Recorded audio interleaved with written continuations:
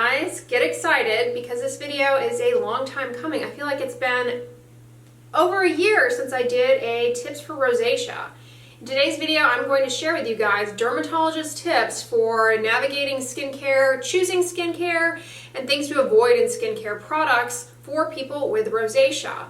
One of my favorite skincare products for people with rosacea, you guys know, is Rosacea. And I'm partnering with ProCure, the maker of Rosacea, on today's video. So I'll talk a little bit more later in today's video on why this is a fantastic product for people with rosacea in their skincare routine. If you have rosacea, you already know what a challenge it can be to navigate the skincare aisle and select skincare products that do not irritate you, sting, burn, cause excessive redness and irritation on your skin.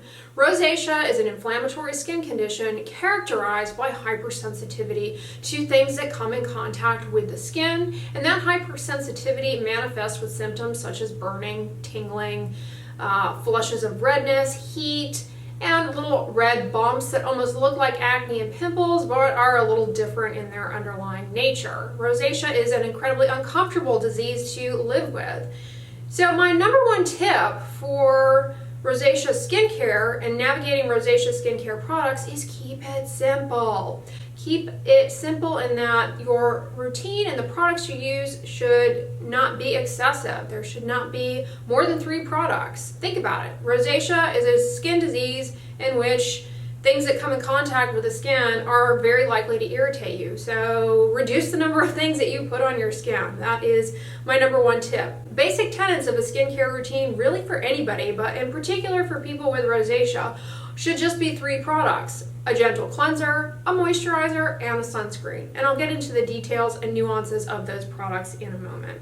So that leads me into my next tip, and that is cleansing your skin. It is important to cleanse your skin and to select a gentle cleanser, a non-soap cleanser. I have several videos talking about some of my favorite gentle cleansers for the face, so I'll list those videos down below for you to check out.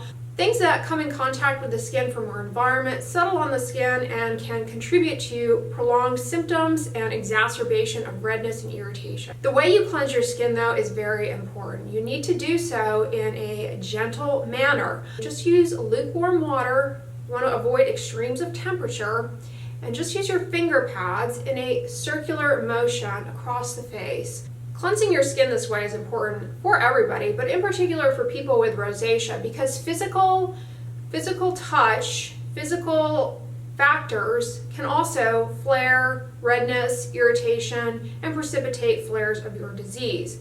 In other words, things like spin brushes, scrub brushes, facial brushes, harsh washcloths can be your nemesis. So just use your finger pads in a gentle circular motion and then rinse the cleanser off with lukewarm water.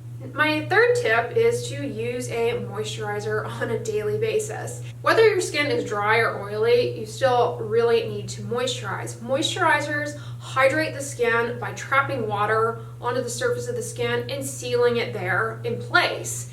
They also condition the skin cells, smooth the skin cells, and calm down inflammation.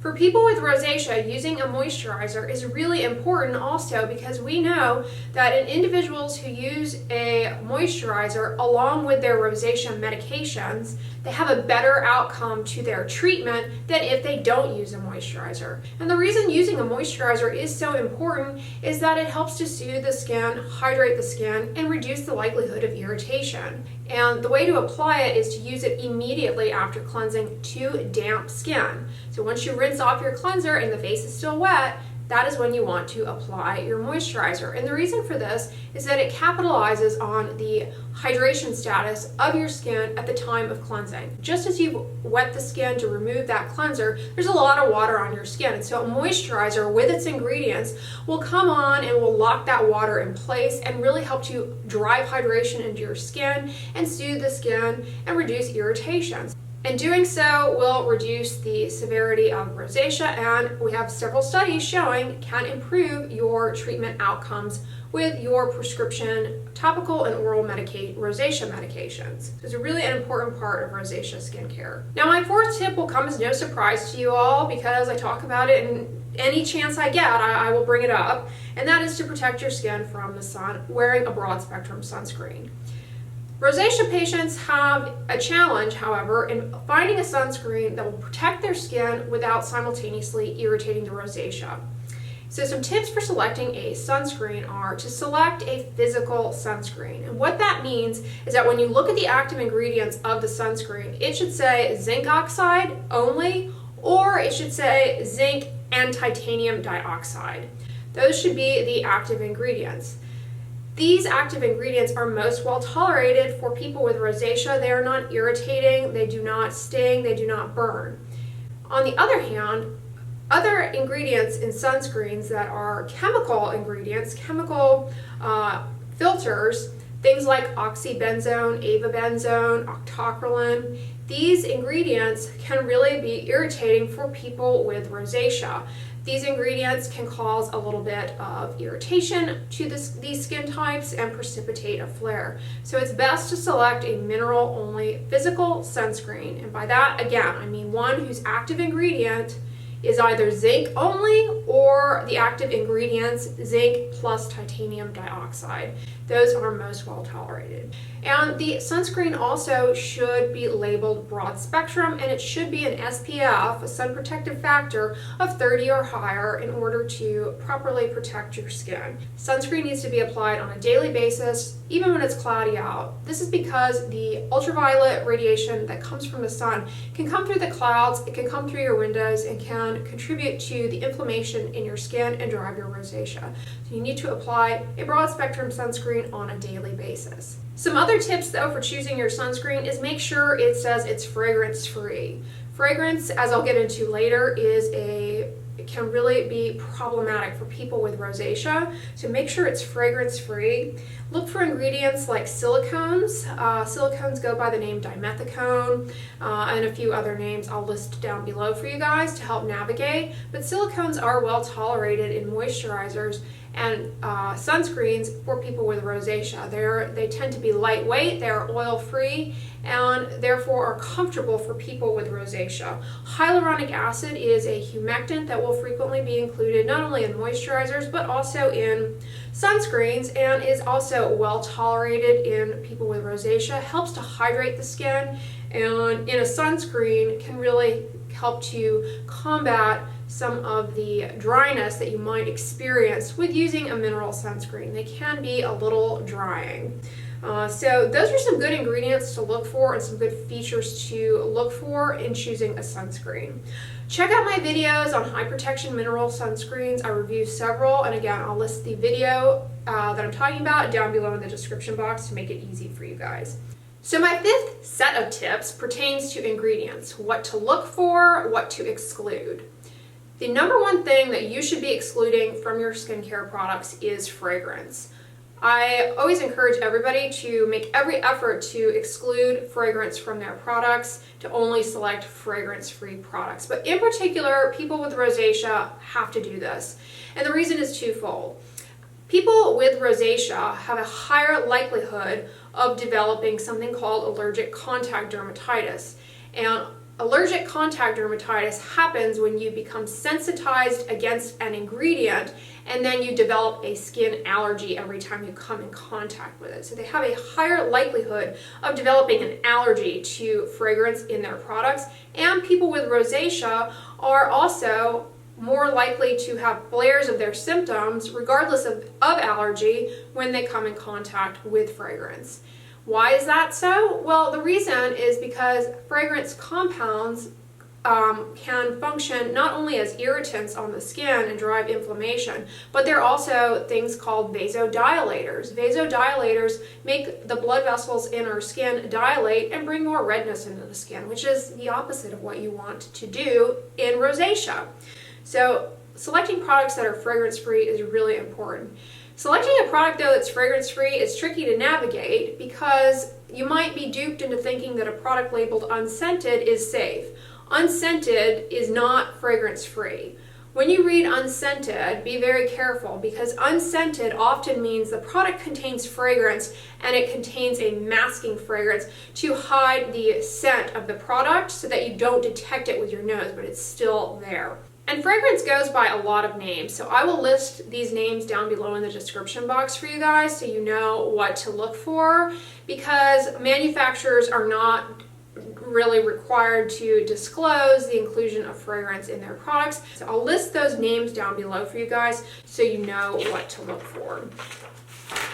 In addition to fragrance, the other ingredient that you want to avoid that is kind of very similar to fragrance is any type of essential oils. Lavender oil, rose hip oil, any type of essential oil, regardless of how it was processed and made, can contain things like fragrance ingredients that, while you may not detect them with your nose, while they may not have an aroma to them, they can still irritate and bother the skin of rosacea. So avoiding products with essential oils is really important.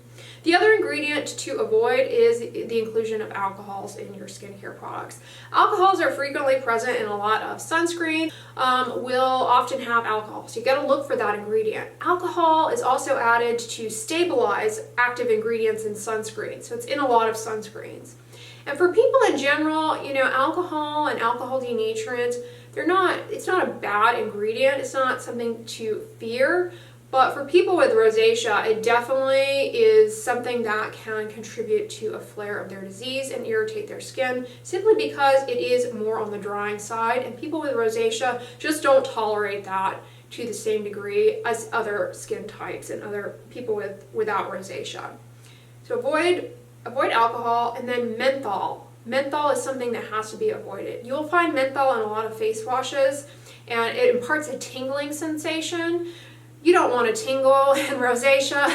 And some other ingredients in that vein that are often added include things like peppermint as well, which is added to make things tingle. And then witch hazel. I have videos talking about witch hazel, and you know, it can be irritating, and it really can be irritating for people with rosacea. The other ingredient to avoid is eucalyptus. Eucalyptus is frequently added as a preservative to products, but it has been reported as something that is really aggravating to people with rosacea. There are some beneficial botanic ingredients though in rosacea and for rosacea care, one of which includes niacinamide.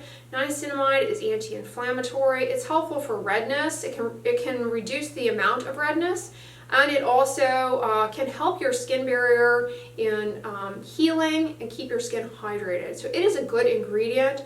Ceramides are also a good ingredient to consider for rosacea. They are part of our natural lipid barrier, and in moisturizers can help our skin barrier.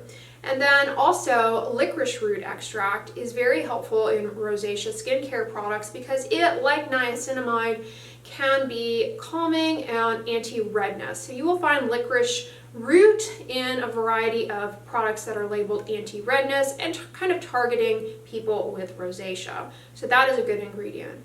From a cosmetic perspective, another ingredient to look for, or property in a product to look for, is chromium or color correction with a green tint. This helps to camouflage redness and even out skin tone very nicely. The reason I like this product is it's specifically formulated for people with rosacea, and they have not included any of the common rosacea irritants. There's no menthol, there's no eucalyptus, there's no fragrance. So all the stuff I told you to avoid is not in this. This contains good ingredients for rosacea, including niacinamide, which, as I said, is anti-inflammatory, helpful for the skin barrier. It also includes licorice root, which is anti-redness. And thirdly, it contains the color-correcting chromium property, so it can nicely help to even out skin tone without masking things. So it's not like a makeup or a cosmetic. It simply helps to even out skin tone through that chromium. These ingredients are evidence-based for rosacea, so the formulation combines the wisdom of nature with the power of science to really deliver an effective product for rosacea sufferers that takes the guesswork out of ingredients and navigating ingredient lists.